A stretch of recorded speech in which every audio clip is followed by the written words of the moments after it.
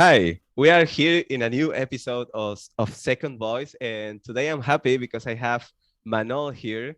He's a friend, a language partner. We met the last year in a beautiful community of English learners. So finally, we are having the conversation that we were talking about many weeks ago. So how are you today, Manol? Welcome to the podcast. Hi, Edo. First of all, thank you so much for having me on. It's a real pleasure to be on your podcast, and that's the first podcast I'm on. Oh, Thank that's you so great. much. And hi from Germany. I'm good. I'm very good. I'm energized, and I just look forward to talking with you. I would like to start there at the beginning of your story. So, if you can tell us how did all this start and where did this start? So, where were you born? And how was your like community, city at the time when you were born? Wow, a lot of questions. A long time ago, I was born in Bulgaria in a little town in the flat country in south central Bulgaria. And I used to be a very sensitive kid. I grew up in that little beautiful town, somehow maybe 20, 30,000 people. Okay. And I grew up in an environment where I was curious. I was curious about learning, and it was my kind of a way uh, to to be able to express myself because I was not strong physically. I was a very skinny kid, and I needed something to defend myself.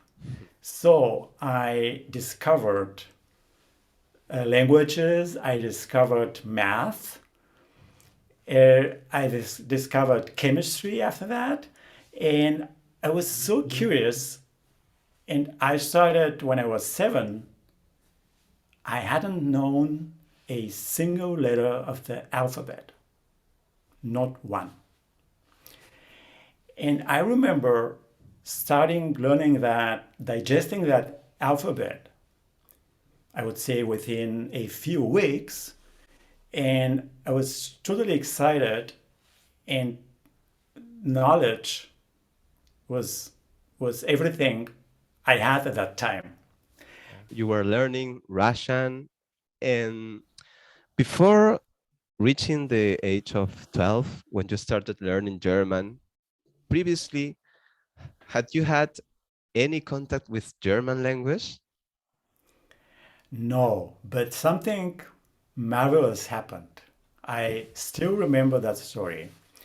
One day, I was passing the Mm. local library. In passing that local library, I saw a small billboard ad, Yes. and I just saw an ad about learning about a intensive German class, Mm. and I ran to my mom and asked her whether I can have 25 bucks. I would summarize that in that way, for a German class. I was totally excited because now I could learn German intensively. Yeah. And that changed everything. And I don't know why today I'm writing about that today. Yes. I'm trying to understand myself, my past, Yeah. but I was totally into the language because of the sounding. Uh, I used to watch some movies with Mhm. subtitles where the German language appeared, and I fell in love with that language immediately. Some people say I think that's a stereotype. Yes. German is harsh, hard, but I don't think so.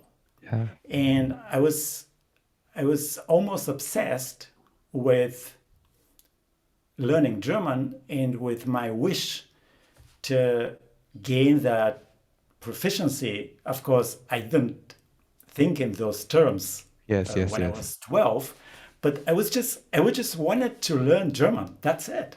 Yeah. And it was my wish. And that's why I'm very, very happy. And I'm so thankful to my parents and at that time to my mother because I asked her directly and she gave me immediately those 25 bucks because she was happy that child want to learn something. And it was a turning point, I would say. Why maybe I connected science to languages to German, and German was my dream. So I was sure when I was 12, and that's why today I'm very, very curious about that fact. I was sure one day I'm gonna move to Germany, and Germany will be my new home country. And that's why uh, you have to decide how to proceed, how to act.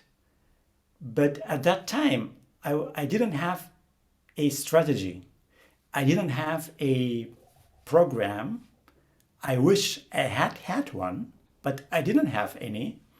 And I just dove into that environment and I connected to people. So I didn't feel foreign or I didn't feel like an alien.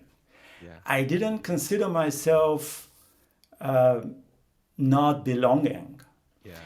And that's something I can tell today. So back then, I didn't think in those terms belonging, foreign, not foreign. I just did it and I didn't think about it. And maybe that was my recipe for success because I didn't consider myself a different part of the society. Yeah. I felt I belonged to all the people there, Yeah. to all the society. I should have said. How how did you get involved in the German community? So at some point you started feeling confident, you improved your German language, and what happened there? So it's a great question because I didn't have a plan. Okay. In acting within that community at the university, meeting people from all over the world, of course, 70-80% Germans, interacting with those people, making friends, Mm. doing things, and speaking that language, presenting in that language. I remember, oh my gosh, 26 years ago, Mm. I had to present in German the first time in front of, I would say, 500 people. I will never forget that. Uh, it's a great city. In German, it's Freiburg. Wow, it's a great city in Okay. Germany. And I remember presenting there, being excited in front of that big audience, and everything happens in German. You don't have time to think in your native language because everything you're talking about, everything you're writing is in German. And today I'm a little bit embarrassed because if I were to be talking about chemistry in Bulgarian now, today, I would have a lot of problems. Of Oh, course, really? yes. Yes, of course, I would be able to talk about it. I can, yeah, I will remember everything, I'm sure. But when you when you interact in that language, and when you're involved in that language because you want it, you like it and not because you have to do it, then maybe it happened to me. Yeah. You don't think about it, you just do it, and after after a particular time, you're part of that society. And that's why I struggle with those terms, immigrant or Yes. immigrant background, or uh, integrate yourself into a society. Yeah. Natural process. I don't need to think about it. Yes. Friends, having friends, making friends is so important. Uh, Everyone has difficult times in their lives, Hmm. and without friends, uh, you are lost. Yeah. So for me, that kind of a natural process from today's perspective, because back then I didn't write that down. So I just did it. But from today's perspective, when I reflect upon that, I can tell you that for me, Germany was my other home country, and it's something I struggle something with that idea, because people sometimes can't understand me, because they can't really understand how I can feel German, because I was not born here. But that's it doesn't matter, because I love Bulgaria, but it doesn't prevent me from loving that country, and Yeah. it doesn't prevent me from making friends, and from not thinking about whether someone comes from Uruguay, from the United States, Spain, Yes. or Ireland. It doesn't matter. And obviously we have to move on, and we met in an English learning community last year. So what happened for going from the German Manol to the English learner Manol? Oh my gosh. I noticed I struggled with English for a long time. And one day I was invited to present in Cyprus. Cyprus. Yes. And I was totally excited and felt honored that people value my work.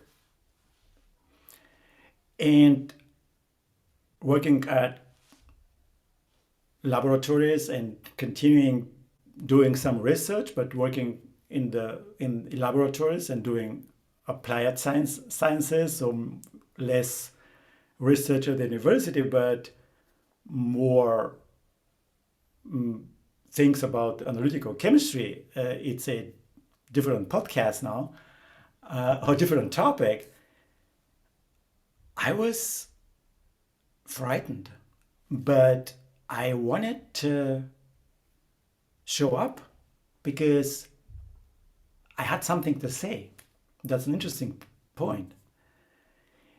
And I started improving. Of course, I had learned some English before, and of course, I knew a lot passively. And I thought grammar is my strength. And I was very good at grammar. Maybe I had a C1 level and I could not speak. And now I decided something has to happen. And slowly but surely, I understood how I implemented German. I wasn't thinking about that. And finally, I noticed I had I have to connect the language to the sound, to the music of language. And I decided to focus on the American accent because it's different, and I wanted to have a goal, and I started practicing. I started watching videos. I started trying to understand the culture of English speaking countries. I realized in order to speak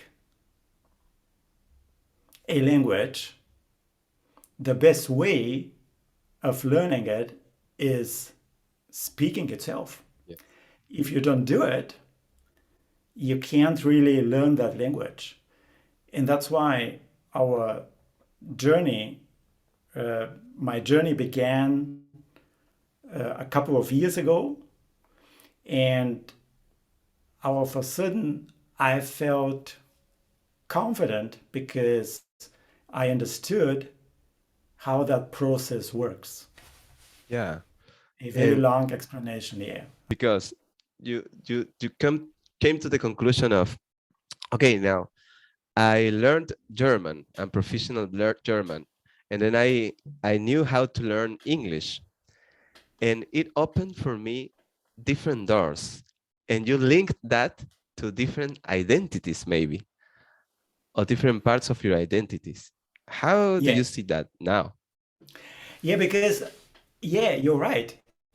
It sounds crazy, maybe, but I am many people at the same time. I'm joking. Yeah, Maybe I'm not, because um, when I speak German, I feel totally different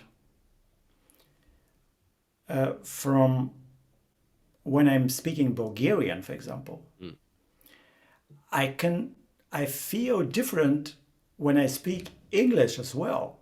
yeah, So I can see differences in my voice, in my expression, in my pronunciation, and even in my feelings. I don't have the explanation about that because I don't know why. Of yeah. course, I maybe I know, but I didn't do that research. If you have in front of you people who decide to learn a second language, what would you say as recommendation, like simple recommendations to start learning a second language? Yes, my recommendation is really simple. The first question you should ask yourself is why. It's very important. The second thing is just have realistic expectations. Don't put pressure on yourself. Enjoy your process. Practice, but play. Because if you have that word in your mind, I have to practice. Of course, you have to practice, but if you just practice, you feel you will be never done. So play with everything you're doing because you people are unique. You don't need to compare yourself to others. You don't need to have those limiting beliefs. Just just be yourself and enjoy that process. We are here at the end, Manol, and I have to say thank you, first of all, for your text, your stories that I read previously. I enjoyed them. And then for your ideas here in the interview, and yeah, for your disposition, your time. Really, I've really enjoyed, and I think this will be very helpful for the listeners. I hope so. And Edo, thank you so much